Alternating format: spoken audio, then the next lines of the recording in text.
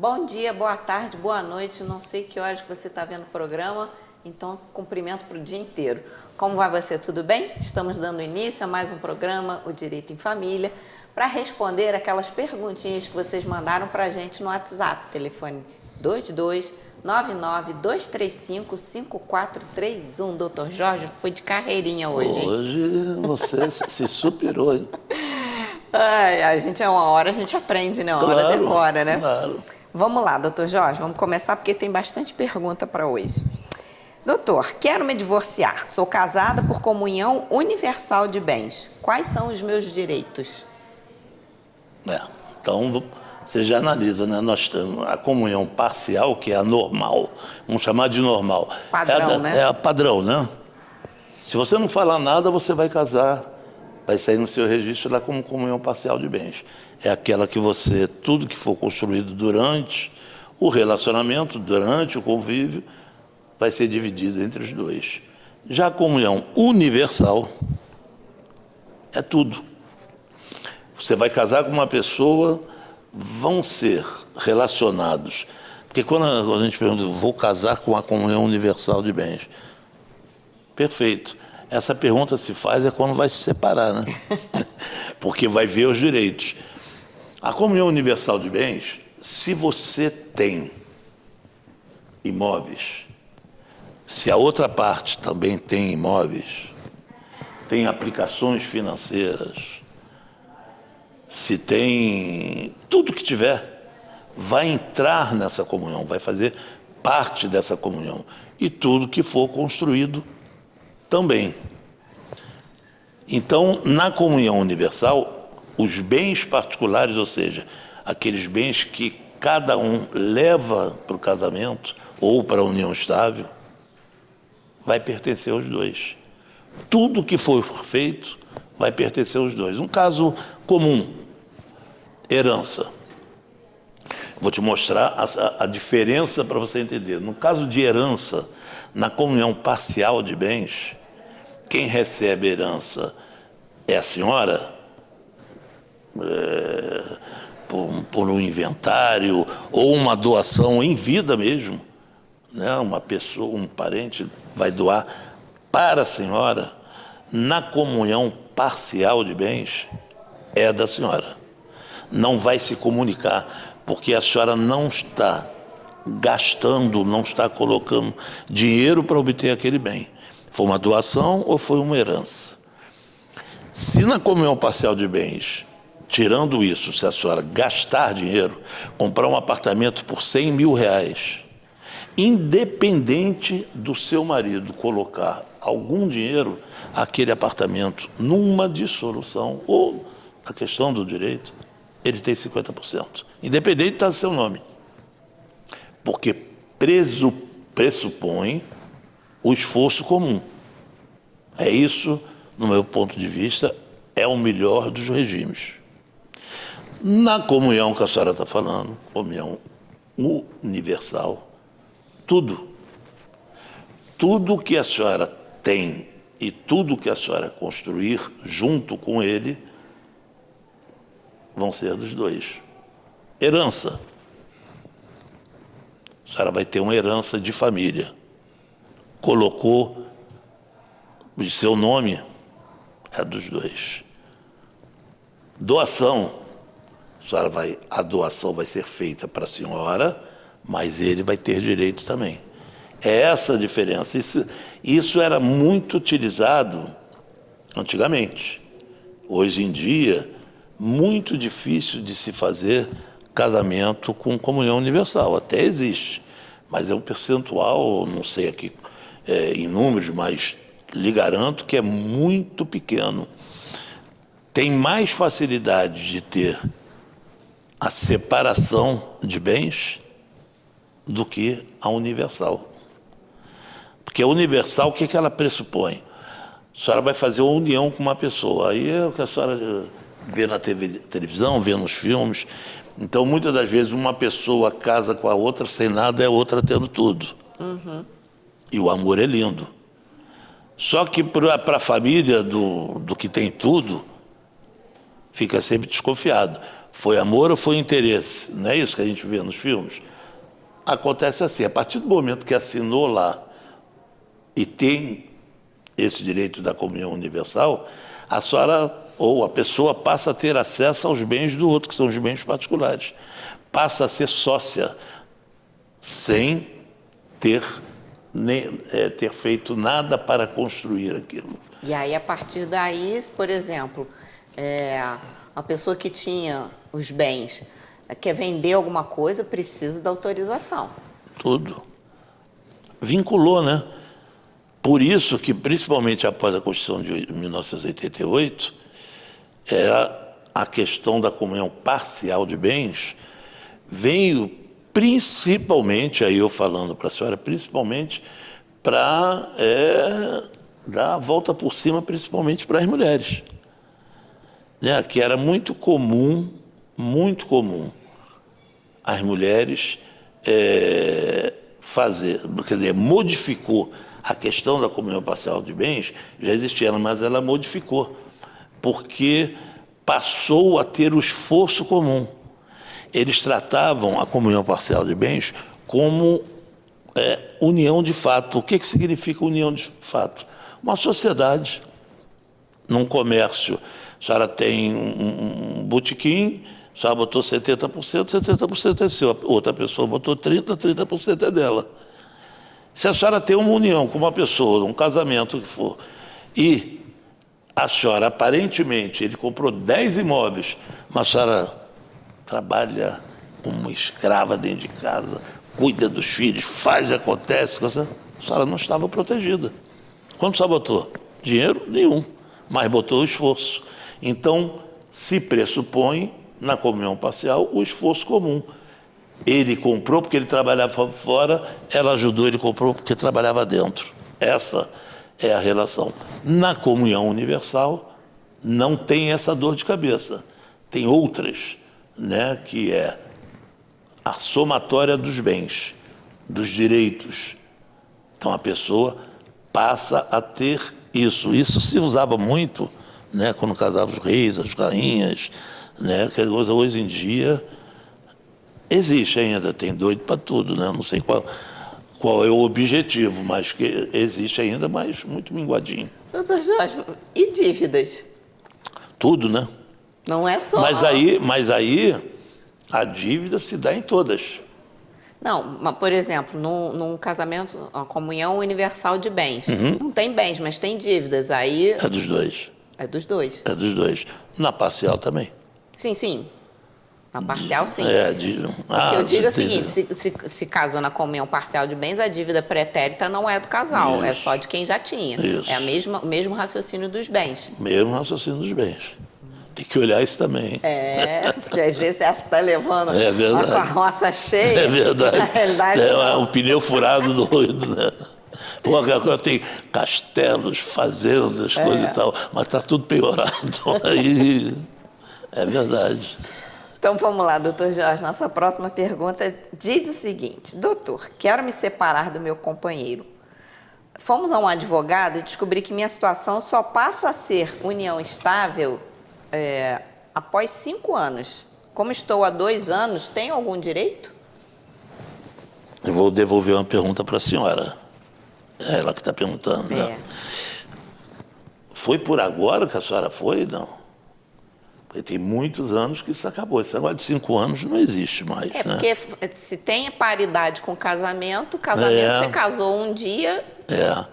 Por isso que eu digo, na união estável, sempre é bom a senhora fazer uma declaração pública de união estável, assim que consumar ela. Consumar a união estável significa que nem o casamento.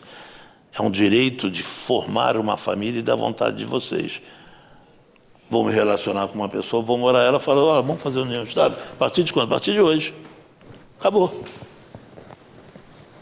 Então, tem que ver esse direito, porque esse negócio de 5 anos foi uma maneira de proteger o homem. Isso veio na história, que vê esse negócio que... o esforço comum que eu falei na outra, tudo isso veio se transformando depois da Constituição de 88. né? 5 anos, por quê? Para provar um eterno amor e o preconceito em relação da união estável, porque se não comprovou a união estável, era um concubinato. Era o quê? Era uma coisa que era vista com olhos do preconceito, né? Dessa entidade familiar. A união estável passou a ser uma entidade familiar do mesmo jeito que é o casamento, protegida pela lei com mesmos direitos sucessórios, mesmos direitos de bens, mesmos direitos em relação aos filhos, igual ao casamento hoje. Se é igual ao casamento, não precisa 5 anos, é imediato. O que se fala, o defeito da união estável não é a união estável, me desculpa, são as pessoas. Porque se a pessoa vai casar, aí tem que correr os programas, tem que fazer isso, tem que fazer aquilo, leva 3 meses para casar. Olha como a união estável é mais prática, né?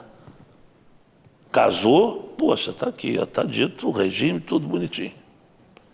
Se na união estável a pessoa não for acomodada, vamos morar junto, vamos, mas vamos passar ali nos ofícios daqui da cidade ou qualquer outro lugar, vamos fazer uma declaração pública de união estável. Acabou. A partir daquele momento que vocês declaram, ela é união estável. Quando você não declara e vai dissolver ela, que é aquelas histórias que eu já falei aqui várias vezes. Tem que primeiro provar que é a união tem que primeiro provar que a união estável, mas é muito lamentável, muito lamentável, porque as pessoas vivem 20 anos, todo mundo sabe que aquelas pessoas enxergam elas como casadas, ninguém fala, e aquele pessoal tem união estável, não, aquele pessoal é casado. Né? Conhece o porteiro, o açougueiro, todo mundo conhece. Para você provar isso na justiça, às vezes a família que conviveu o tempo todo fala, não, ela de vez em quando vinha aqui, mas não tenta comprovar isso. Então, para acabar com essa agonia, para acabar com eu tenho outro termo aqui, mas vou dizer, essa falta de respeito, né? O legislador, que eles servem para alguma coisa, né? Ele mexeu na lei, transformou a união estável numa entidade familiar que a única coisa que precisa para comprovar não é 2 anos, 3 anos, porque era assim, era 5, depois passou para 3, e hoje é 0. Depende da vontade de se formar família. Entra para o rol constitucional de uma família formada, instantânea. Então, a senhora faça isso, fale lá com o advogado, entendeu? Que a senhora tem direito sim, que a senhora não precisaria estar 5 anos casada, tem apenas que, infelizmente, pelo que eu estou vendo aí, não tem lá a declaração, mas aí a senhora vai ter que provar que está há tanto tempo com ele e que no decorrer desse tempo foram obtidos bens, sei lá, aí eu não sei qual é a história, né? Mas não tem essa de 5 anos não. É meio minuto, é abrir a porta, entrar para dentro, fazer a declaração. Doutor Jorge, a pergunta é a seguinte, estou grávida, vi numa novela que já tenho direito à pensão na gravidez, é verdade? É verdade, né? Eu já sei até qual é a novela. O senhor é noveleiro, né, doutor Jorge? Eu sou noveleiro. Vale tudo, tá boa, gente. Mas isso mesmo, alimentos gravídicos, né? Já discutimos isso aqui. Já, há muito tempo. Muitas vezes, né? Os alimentos gravídicos é a partir do momento que você está grávido, você tem um relacionamento. Ou tem uma noite, eu não sei, ou um dia, um momento, engravidou. Você engravidou porque teve relação com alguém. Então, a partir do momento que você esteja grávida, você tem compromisso com alguma coisa a mais do que só com você, né? Tem outro corpo dentro de você, que é a responsabilidade do pai também. Então é necessário que se mostre a esse relacionamento, não sei qual foi, né? que vai ter que se despender de uma obrigação de custear o pré-natal, de custear o quartinho do neném, que isso depois, ao nascer, se transforma, se for só essa quantidade, ou pode acrescentar mais, na pensão alimentícia. Isso eu estou falando aqui no melhor dos mundos, né? Teve um relacionamento, e gente boa, aí, fiquei grávida e vamos ter esse filho. Seu pai, então você vai me ajudar, eu vou gastar isso. Aí o cara fala assim, pô, beleza, tudo bem. Pô, acabou o assunto. Esses são os alimentos gravídicos que não precisa nem botar na justiça. Agora, você teve um relacionamento, engravidou e chega para o pai. Fala aqui, ó, seu pai. Eu? Não, mas eu não quero saber de nada. O problema é seu. Então você vai entrar na justiça pedindo alimentos gravídicos. Pedindo esses alimentos gravídicos, você vai tentar comprovar de todas as maneiras, porque eles não vão fazer um exame de DNA. Porque é perigoso. É perigoso, né? Ainda em gestação.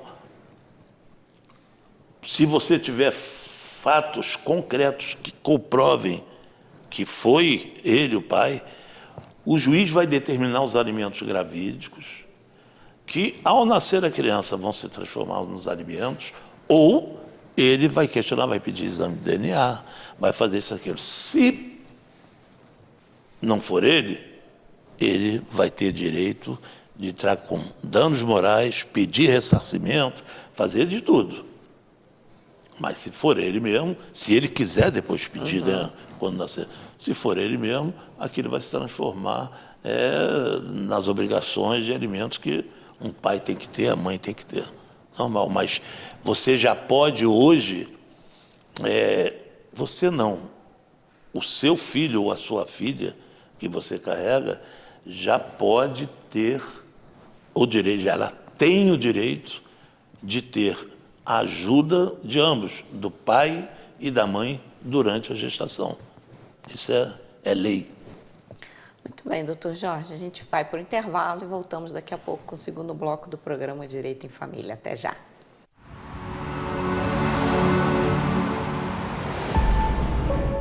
Essa notícia é importante para você. Na Casa Friburgo, compre o pão e ganhe o recheio.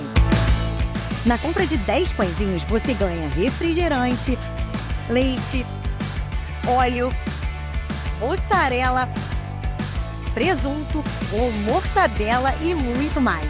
Na Casa Friburgo é de graça. Casa Friburgo, mania de vender barato e fazer o bem. Estamos juntos é muito mais que só uma frase para Stan. Representa a nossa dedicação em criar produtos pensando no que mais importa. Você e sua família. São fechaduras, puxadores, cadeados e outros itens que estão no balcão de sua loja, no seu dia a dia e até nas suas horas de lazer. Por isso, tenha uma só certeza. Em todos os seus momentos, tem que ser Stan.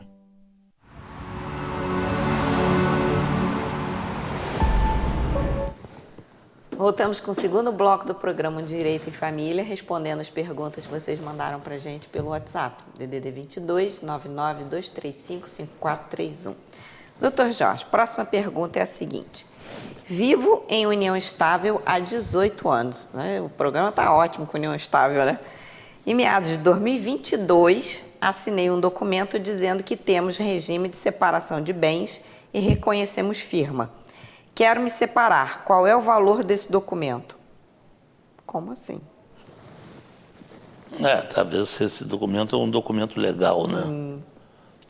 Não é um documento que a lei determina. Ah, sim. O que acontece? Quando você casa, você não tem já pressuposto que é o regime da comunhão parcial de bens. Se você não fizer nada para mudar aquilo, ou seja, eu quero esse regime ou quero outro, para constar ali, ele vai sair como comunhão parcial de bens. Na união estável, da mesma forma, vai sair com a comunhão parcial de bens.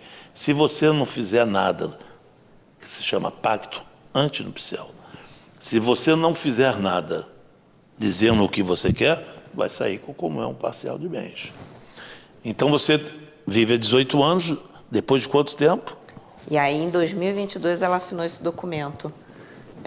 Poxa, eu já estava com 16 anos de casado, de viver em união estável, né? Não, 16, 15. 15 anos. O advogado também sabe fazer conta. Então, vamos lá.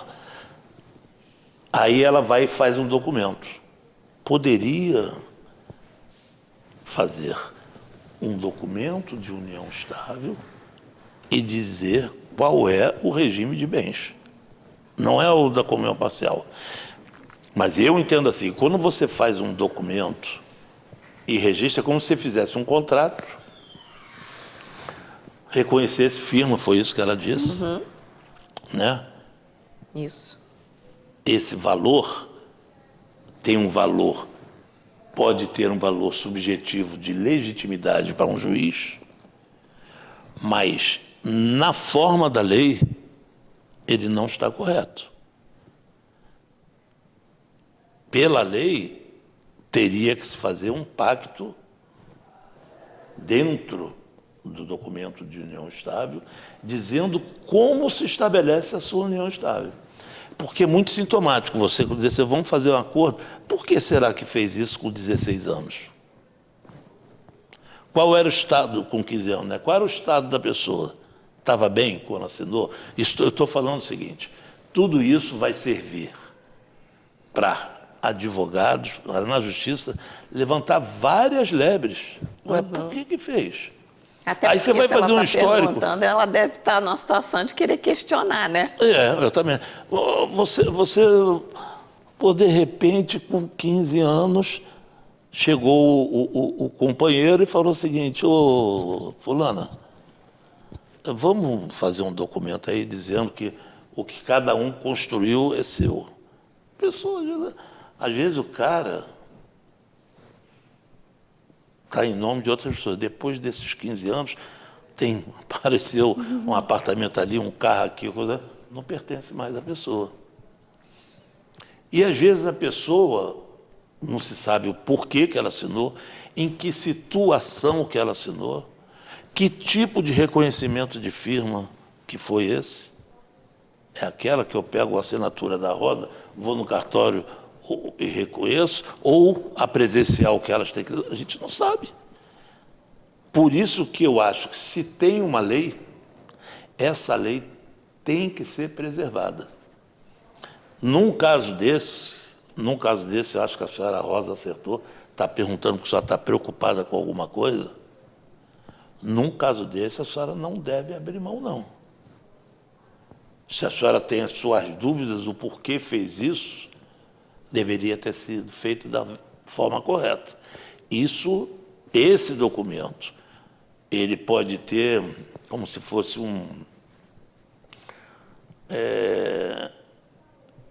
foi a vontade deles. Então, nós temos que respeitar a vontade deles. Mas não é mais.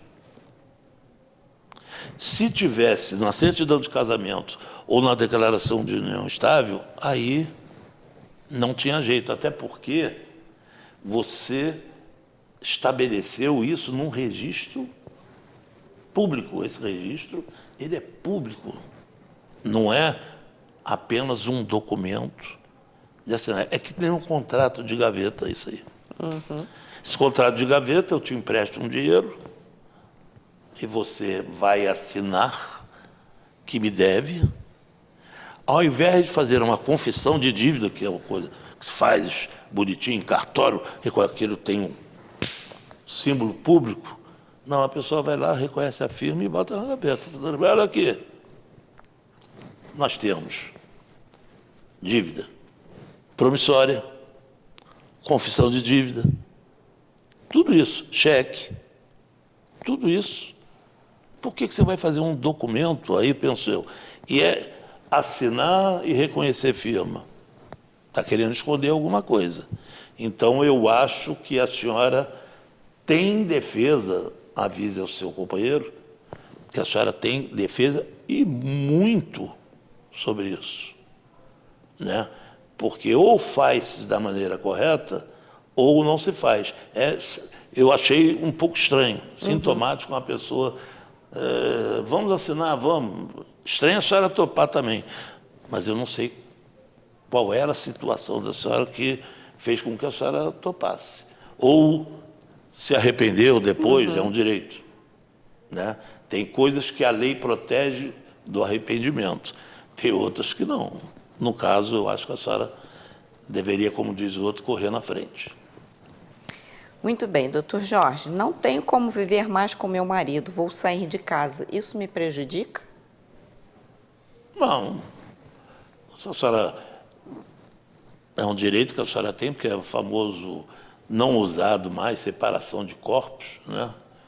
Não tem mais condições, mas a senhora pode simplesmente entrar com uma ação de divórcio, né? Se é marido, foi casado, entrar com uma ação de divórcio mesmo que ele não queira, que o divórcio vai sair. Vai ter complicações da senhora sair de casa, vamos supor que a senhora tinha obrigações na casa, vamos supor que a senhora esteja pagando com ele uma prestação do imóvel que vocês moram, que é dos dois. Ao a senhora deixar de pagar, vai lhe dar complicações materiais. Quais complicações materiais? Que a senhora não pagou a sua parte. Então, a senhora vai ter menos direito, só vai ter direito na parte que a senhora pagou. Ou pode possibilitar também uma penhora do bem por falta de pagamento completo. Ele não conseguiu pagar sozinho. Obrigações que a senhora tinha em casa, fez uma obra e é meio a meio, hein? Estão pagando meio a meio. Aí a senhora para de pagar. Se ele comprovar isso, esses são os prejuízos. Prejuízos de perda de direito? Nenhum. E se a senhora tem filhos? Se a senhora tem filhos e sai de casa e deixa os filhos e não paga os alimentos dos filhos, os mesmos que a senhora contribuía, não sei como é que é a vida da senhora, aí a senhora vai ter problema. Agora, se não houver nada disso que eu falei, e outras coisas que eu posso não ter falado, mas são similares, milhares. Sai de casa levando os filhos. Levando os filhos é complicado, né? Porque aí é ele que vai entrar para perturbar, né? E com o meu ponto de vista, com toda razão, né? Então, agora a pergunta que a senhora... Eu tenho mania de, às vezes, falar o que não me perguntam, né? O que a senhora me perguntou foi... O português é assim, né? Passa o ônibus, ele passa. Acabou. Não perguntou qual é o ônibus, ele está dizendo que passa. A senhora me perguntou o seguinte, se pode, não tem problema nenhum.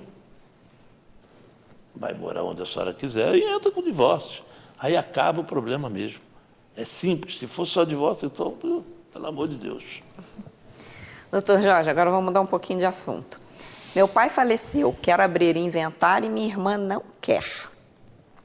Ficou para nós uma vila de 11 casas e ela já administra há um bom tempo. O que devemos fazer? Abrir o inventário, né? A primeira coisa, né? Isso seria Primeiro, independente de qualquer coisa, seria normal você abrir o inventário, né? Para evitar dor de cabeça futura. Futura. Porque tem prazo, né, doutor Jorge? Tem prazo, mas é um prazo que as pessoas falam, tem multa. Mas a multa é tão... Eu não deveria estar falando isso aqui, não. É pequena. Não é que seja pequena, ela é 10% do valor dos impostos que eu pagar. Vamos supor que o imposto de transmissão seja R$1.000. Uhum. Vai pagar 10%, é mais de Entendi. R$1.000. Então, o problema não é esse. O problema é o seguinte, sem o inventário, no caso específico ali, 11 casas, ela administra, mas, hipoteticamente, 5 casas e meia do senhor, 5 casas e meia dela. Uhum. Vamos fazer uma conta de chegada aí, às vezes tem uma casa que vale mais, para fazer a composição dentro do numerário, né, do valor, né, vale 100 mil reais essas casas. Tá. Só que o senhor pode confiar nela em tudo. Ela chegar e no final do mês, toma aqui os seus aluguéis. Esses aqui são meus. Perfeito, irmã, beleza. Estou falando sem ter briga, hein? Um dia, não sei se o senhor é casado ou deixa de ser casado, o senhor vai viver com uma pessoa e vai morar de aluguel. Aí a pessoa fala o seguinte, olha que história bonita, eu tenho ali uma Kombi, eu vou vender a Kombi, você vende as suas casinhas, a gente junta e compra um apartamentozinho para a gente. Aí você todo contente, opa, que beleza. Aí vai lá para sua irmã e fala o seguinte, olha, não quero mais aluguel não, vou vender as casas. O senhor não pode vender. Não fez inventário? Não fez inventário, não passou para o nome do senhor, é sua. Então você pode ter uma coisa sem inventário para o resto da vida. Menos vender. Claro, tem muita gente que compra a si mesmo. E fala o seguinte, depois como terminar o inventário, passa para mim, mas como terminar o que não abriu? Às vezes eu me comprometo, não, pode comprar que acabou no inventário, ou abriu no inventário, está tudo certo. Mas por isso é que a sua irmã, o motivo que ela não quer abrir, eu não sei. A Rosa respondeu de imediato, tem que abrir, porque ninguém sabe o dia de amanhã. Eu dei um exemplo bobo aqui, né? O senhor quer comprar um apartamentozinho com a sua companheira. E o senhor não vai poder contribuir, porque mesmo que a sua irmã fala, beleza, vende, o senhor não pode. A não ser que sua irmã queira, eu fico, eu te pago, aqui a gente faz o inventário, ali no cartório e tal, rapidamente, passando meu nome, tudo bem, acabou o assunto. Mas são complicações que o senhor não sabe. Sintomático é o porquê não abrir. Só isso. Né? O que vai perder poder administrativo, ela tem que entender que metade é dela, metade é seu. São dois irmãos. Né? Não sei qual é o motivo, nem vou ficar especulando. Eu acho que o senhor deve abrir. Se ela não concordar, o senhor vai lá e abre. Acabou. Simples assim. Ainda pede para ser o inventariante. Tranquilo. A pessoa não está refém da irmã, né? Não, é a mesma coisa que o divórcio. Ah, não quero, beleza, então, mas eu vou me divorciar. Tudo bem, fica aí que eu vou lá. Ué. Doutor Jorge, passei para medicina e meu pai entrou com exoneração de pensão, pois fiz 18 anos há 3 meses. Li que existe obrigação de continuar com a pensão. Como ficará esse pedido de exoneração? Ele vai perder. Porque antigamente, tudo você modifica, as pessoas falam da Constituição, né? Essa nossa Constituição, a gente não vê todo dia falando, hein, Constituição? Nossa Constituição é uma das melhores que existe. É uma das melhores. O problema é que tem muita gente que não respeita ela, né? Mas uma das melhores que existe. Porque antigamente você entrava com uma ação de exoneração, a pessoa fazia 18 anos. Tinha muito juiz que decidia de plano, dava liminarmente. Fez 18 anos, está comprovado aqui, está exonerado. Depois, aquele que sofreu a exoneração, que teria que correr atrás. Isso acabou. Isso é proibido na justiça. Você não se exonera, você não exonera ninguém liminarmente. Mesmo que tem 30 anos de idade, até hoje o pai não entrou para exonerar. Ele entrou agora e dizendo, olha, ele tem 30 anos, só pode exonerar, o juiz não vai exonerar. Que ele vai querer saber por que chegou aos 30 anos, por que o senhor não tirou antes? Porque pode ter uma explicação diferente daquela, né, que ele está dizendo ali.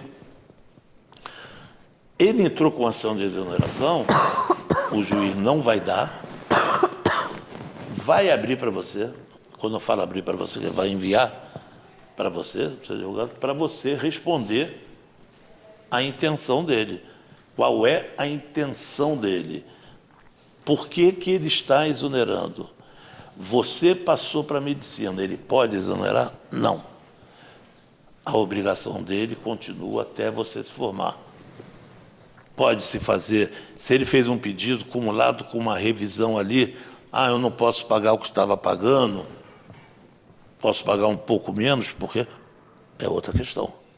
Pode ser que ele tenha sucesso nisso, porque a partir desse momento, a sua pensão se transforma numa questão chamada de solidariedade. Não deixa de ser uma obrigação, mas com uma aparência diferente. É solidariedade. Não é aquela de viva ou morra, você tem que fazer. Pode ter circunstâncias que não vai dar para fazer. Mas você não vai ter problema nenhum, ele não pode deixar de pagar, não sei como é que é, se ele desconta em folha ou se ele paga mensalmente. Se ele deixar de pagar, cabe execução. Ele tem que deixar de pagar depois que for determinada a exoneração. E eu, particularmente, nesses casos, eu não conheço o seu caso, das suas possibilidades, você passou para a medicina, mas se você tem uma situação financeira que pode ou não, que às vezes o seu pai lá não está tendo mais essa situação, tudo vai ser examinado, mas você vai ter a tranquilidade de ver isso num processo. Não vai ter surpresa nenhuma de ter sido exonerado sem você poder se defender, colocar a sua visão do negócio. Tá? Doutor Jorge, vou fazer mais uma pergunta antes da gente ir para o intervalo. Sou pai de 2 meninos e quero a guarda dos meus filhos. A mãe está me negando essa possibilidade. O que devo fazer? Não é bem assim que a banda toca, né? Mas é estranho, a guarda, né? Acho que ela vai negar mesmo. Não seria ter a guarda compartilhada também? Eu acredito que sim. Então eu vou falar porque das duas coisas. Porque a mãe não vai poder negar nesse caso, porque não é ela que nega, né? Eu vou falar das duas coisas. O senhor quer a guarda? O porquê o senhor quer a guarda? Considerando que seja uma guarda unilateral. O senhor a mãe tem a guarda, ela está lhe negando convivência, e essa é uma maneira que o senhor acha que vai poder viver com seu filho, com seus filhos, tendo a guarda? Aí não seria essa ação. Se for isso, eu teria que entrar com uma ação de convivência. Essa ação de convivência vai lhe possibilitar ter oficialmente essa convivência. Ou, se já tem isso, ela está desrespeitando, não está deixando ter a convivência. É uma execução da sentença que determinou a convivência.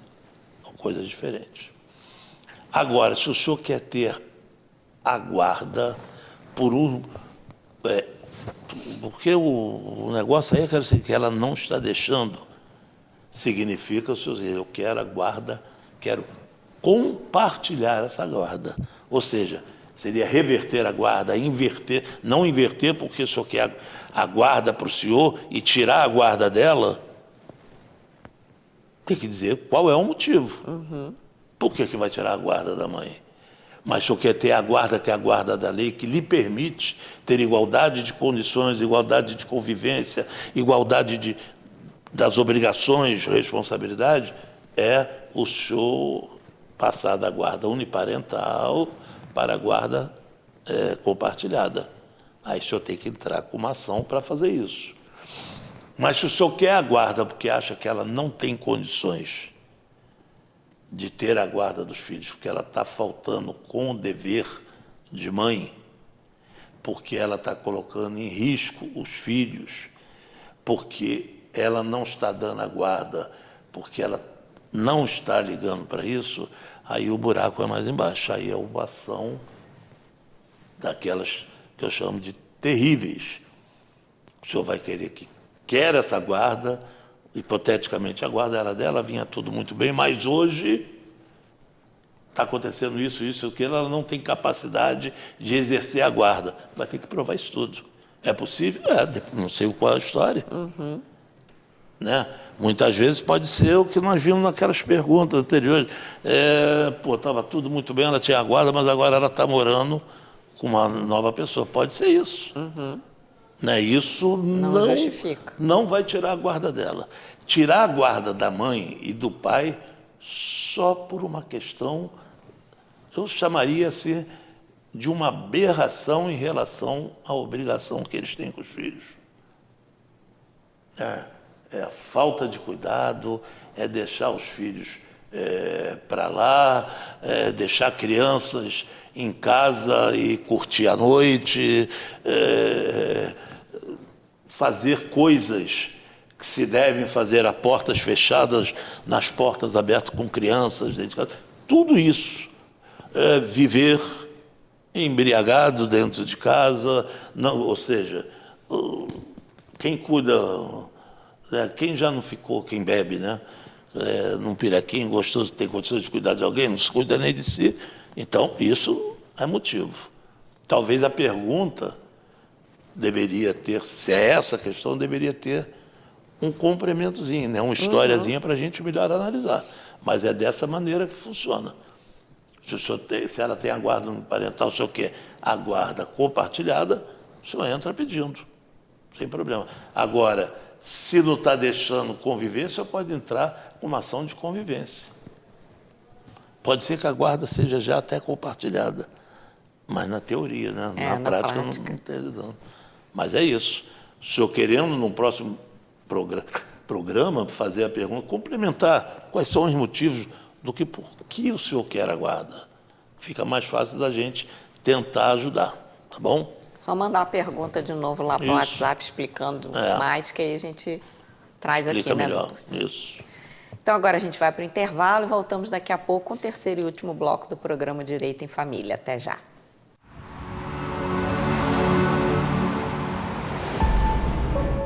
Essa notícia é importante para você. Na Casa Frigorífica, compre o pão e ganhe o recheio. Na compra de 10 pãezinhos, você ganha refrigerante, leite, óleo, mussarela, presunto ou mortadela e muito mais. Na Casa Frigorífica é de graça. Casa Friburgo. Mania de vender barato e fazer o bem. Descubra a excelência do nosso cardápio balanceado, repleto de opções para diversas dietas restritivas. Desfrute de saladas variadas, guarnições quentinhas, beliscos saborosos e qualidade garantida, atendendo a todos os públicos. Delicie-se com uma experiência gastronômica única e saudável. Poavre Gourmet, a escolha perfeita para o seu almoço no Espaço ARP.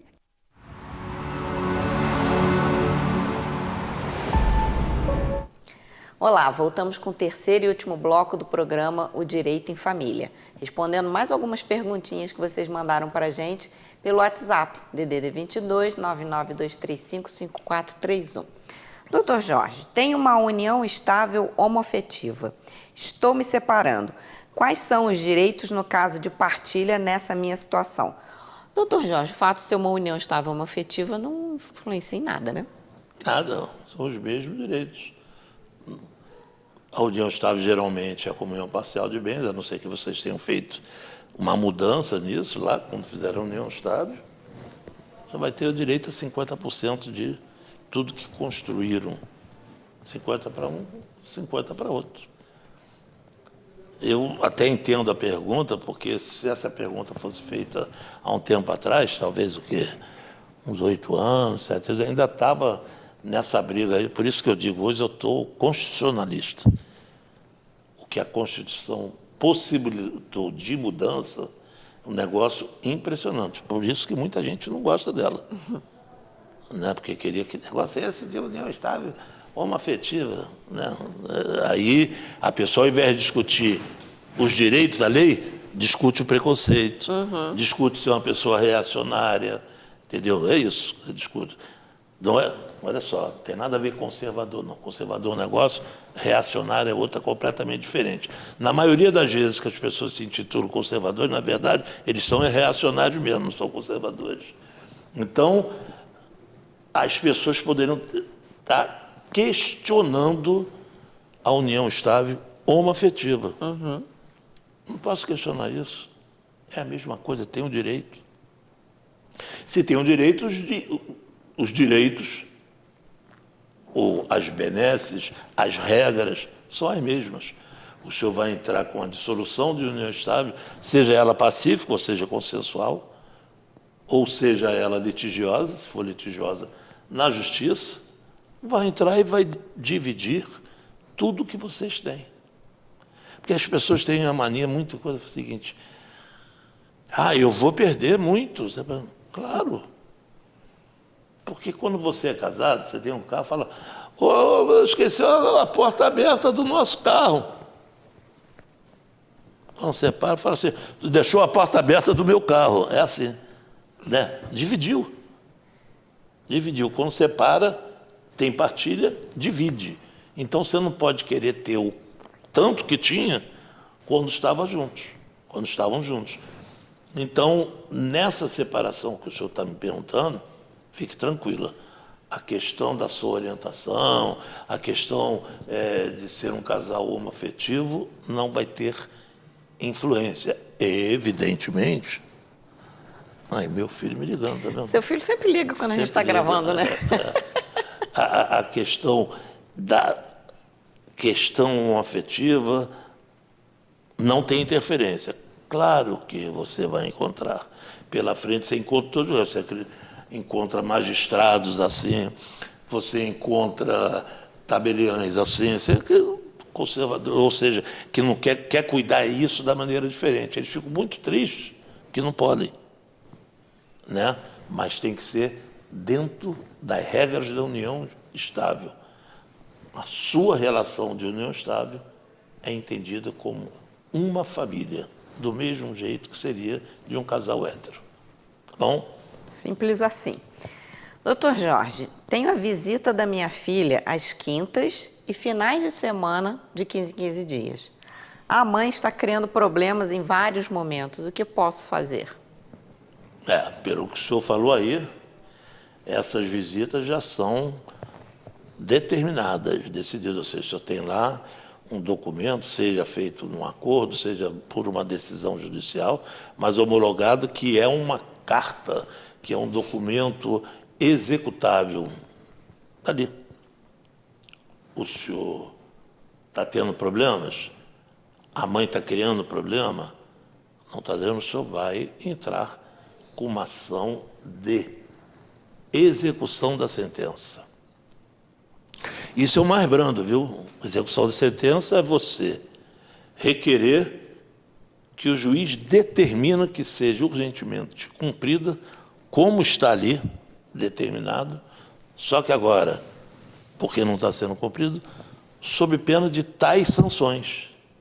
Aí, você vai colocar lá a proposta. Uma sanção de multa, em dinheiro, ou então de ter mais, aumentar o número de visitas, caso não seja cumprida, até da inversão da guarda. Ou, se for guarda compartilhada, da perda da guarda da outra parte. Isso, numa execução, você pode pedir essas sanções, que é o normal. Se essa questão não der certo, porque quando você faz essa execução e pede isso, vamos supor que determine isso lá. Não é simplesmente o seguinte: você continuou fazendo, então vai lá, mas já que, doutor, ele não está fazendo, só por favor, tira a guarda dela. Não, vai se estabelecer um processo para provar que realmente isso está acontecendo. Então, muitas das vezes, se o senhor feito isso, execução de sentença, porque é mais brando, e não modificar em nada, ela continuar de respeitando, coisa que eu acho que no começo respeita, mas pode ser uma pessoa que tem dificuldade de respeitar e dali um tempo começa a fazer de novo, aí o senhor pede a inversão da guarda. Ela vai ter que entrar com inversão da guarda para que a guarda, se não for compartilhada, ou se for uniparental, passa a ser sua. E a convivência dela. Aí se transforma, se modifica nessa relação com os filhos, né? Ou com a filha, no caso aí. Então, quer dizer, simples de falar, complicado porque sempre é complicado quando você... Sempre é complicado quando você está na justiça, né? Porque isso aí, você fala, você tem as sanções, a pessoa fala bacana, um certo dia acorda diferente e começa a não ligar para aquilo que pode acontecer, vem um e diz o seguinte, mas para ele tomar uma medida, isso vai levar anos. Ah, é? Aí começa o procedimento. Isso é muito mais coisa de, no meu ponto de vista, de tratamento do que justiça, né? Porque a justiça é a regra, é a força. Mas se você dá de ombros para a força e para a regra, é personalidade, às vezes a pessoa precisa de um tratamento, de uma compreensão maior. Às vezes eu fico dizendo, por que um filho não pode estar com o pai, estar com a mãe, estar com a família? Coisa mais... Imagina, você cria seu neto, tem lá seu neto, o tempo todo você está com seu neto, as famílias se reúnem, passam o Natal e depois, por causa de uma briga do casal, tudo isso acaba. Tudo isso. Que gosto é esse? É difícil de você entender, mas ocorre. As pencas. Então, é preciso que tenha cada vez procedimentos legais na justiça, jurisprudência, esse negócio todo, para aperfeiçoar e impedir que isso aconteça. Por isso que muita gente, principalmente mães, brigaram contra a guarda compartilhada. Porque a guarda compartilhada nada mais é do que a tentativa de igualar não só as obrigações, os direitos. Por isso. Doutor Jorge, me ocorreu aqui uma situação, a gente fala muito de guarda compartilhada, e aí, como é que fica, por exemplo, no caso assim, aí tanto pode ser o pai quanto a mãe, mas vamos usar o exemplo que é mais comum de acontecer. O casal se separou, definiu guarda compartilhada, com uma visitação flexível, mas aí o pai foi transferido, a empresa dele transferiu ele para outra cidade, e já era um trabalho que ele viajava muito, mas que ele pode eventualmente voltar para a cidade onde os filhos têm a moradia, que é com a mãe. Num caso desse, para manter não só o direito para as crianças, mas para o pai ou para a mãe, que for o caso ali, como é que fica essa convivência? Porque aí foge um pouco do padrão, né? Vamos supor que a pessoa tenha se mudado para uma cidade que fica uma distância que não dá para ficar indo Agora e em São vindo, Paulo. né? Mas pode vir para a cidade de origem, passar 15 dias direto, por exemplo, que vai trabalhar de home office, por exemplo, né? Essa convivência, ela pode ser feita, tipo assim, vai depender da minha agenda porque eu não tenho uma coisa definida. E aí priorizar quando o pai ou a mãe estiver na cidade de origem, que as crianças fiquem com a parte. Como é que funciona aí no caso assim? Excelente pergunta. Muito boa. Mas se existe uma guarda compartilhada que foi consensual, tudo se resolve mais fácil. Sim. Se não foi consensual, pode ser que a outra parte que não queria falar, opa, é agora, né? Vai dificultar bem. Mas veja bem, eu tenho uma convivência. Hoje em dia se decide muito na guarda compartilhada uma convivência chamada convivência alternada. Então, para você acabar com essa paranoia que é de 15 em 15 dias, que é apanhar e fazer isso, final de semana tem que estar com um, final de semana tem que estar com o outro, eles fazem a convivência alternada, que significa o seguinte: vamos colocar segunda. De segunda a segunda com o pai, moramos em Friburgo. De segunda em segunda com a mãe. Então, de segunda em segunda, está comigo, com o pai, eu vou levar ao colégio, vou fazer isso, vou dar banho, vou fazer tudo. Quando está com a mãe, a mesma coisa. Como é que se diria? É o manjar dos deuses, né? É o ideal. Isso existe hoje e muito. Deu certo. Por isso que eu sou um defensor intransigente da guarda compartilhada. Já era na época que as pessoas jogavam pedras, muitos colegas e colegas. Eu sempre fui defensor. Você fez essa situação, estabeleceu uma convivência na guarda compartilhada. E está dando certo. Só que eu preciso ir para São Paulo para ganhar o dobro do que eu ganhava. E, para fazer isso, eu não vou acabar com a minha guarda compartilhada, porque guarda compartilhada não determina o local. Guarda compartilhada são as obrigações. Eu posso estar na China e vou ter as obrigações com meus filhos da mesma maneira. Então, a guarda tem que ser compartilhada. A vida dos meus filhos tem que ser compartilhada comigo e com a mãe deles. Todas as autorizações, tudo bonitinho, tranquilo. Mas a convivência vai ter que se modificar. Se for porque se eu vou morar em São Paulo, eu tinha uma convivência que não vou poder ter mais. Normalmente, se puder ser negociado numa ação consensual, pode-se colocar algumas alternativas a isso. Eu fui para São Paulo não para fugir dos meus filhos. Vou melhorar de vida, consequentemente, eles vão melhorar também. Eu não estou indo por uma questão de egoísmo, estou indo por uma questão profissional.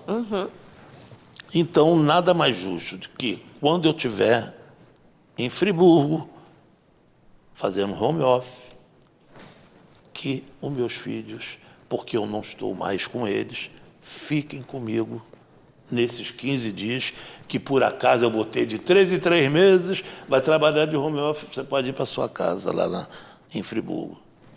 Como não estava tendo essa relação, faça isso. Vai ter esses 15 dias. Férias de julho, que são geralmente 15 dias, que era metade para um, metade para outro, entrar num acordo que seja toda do pai. Que é o pai que está perguntando aí. Nas férias de final de ano, que são férias maiores, que se estabeleça aí 30% para um, 70% para o pai. Isso é o melhor dos mundos, porque é a compreensão do que os filhos têm essa necessidade. Não é uma questão do pai e da mãe, é uma questão dos filhos. Se for litigioso, nesse caso, a briga tem que ser por esse espaço. E o Ministério Público e a Justiça estão entendendo perfeitamente, caso seja comprovado que é uma necessidade ele estar mudando, entendeu? Que possa ser dessa maneira. E arruma outras compensações para a mãe, que vai ter uma atribuição muito maior. Sim. Às vezes ela estava num ramo profissional que aquele feitio que eles tinham feito anteriormente fez com que ela crescesse. Agora, como é que fica? Então, temos que estabelecer que eles vão, se for muito criança, em creche ou não, na escola vai ser, ao invés de meu expediente o dia inteiro, ou então vai ter uma pessoa, pode ser que essa despesa venha a ser responsabilidade do pai, que foi ganhar mais, portanto, vai gastar mais para conseguir preservar o direito dos filhos, que é a convivência. Muito bem, doutor Jorge. Fechamos nosso programa. Nos despedimos do pessoal e a gente volta em breve com mais uma edição do programa Direito em Família. Até a próxima.